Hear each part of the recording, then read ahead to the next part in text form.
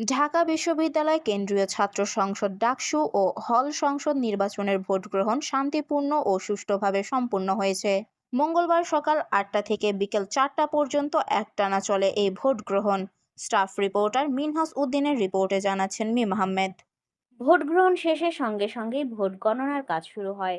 ডাকসু নির্বাচন কমিশন জানিয়েছে, রাত 12টার মধ্যেই ফলাফল ঘোষণা করা হবে। বিশ্ববিদ্যালয় ক্যাম্পাসে স্থাপিত এলইডি স্ক্রিনে শিক্ষার্থীরা সরাসরি ভোট গণনার কার্যক্রম দেখতে পারবেন। নির্বাচনকে ঘিরে শিক্ষার্থীদের মাঝে বেশ উদ্দীপনা লক্ষ্য করা গেছে। সারাদিনের ভোট গ্রহণে বড় ধরনের অনাকাঙ্ক্ষিত ঘটনার খবর পাওয়া যায়নি, যা সবার মাঝে স্বস্তি ফিরিয়েছে।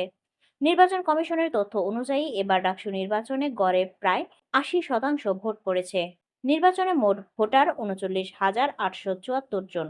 এর মধ্যে ৫টি ছাত্রী হলে ১৮,৯৫৯ জন এবং ১৩টি ছাত্র হলে ২০,৯১৫ জন ভোটার রয়েছেন। ২৮টি পদে প্রতিদ্বন্দ্বিতা করেছেন মোট ৪৭১ জন প্রার্থী, যার মধ্যে ৬২ জনই ছাত্রী।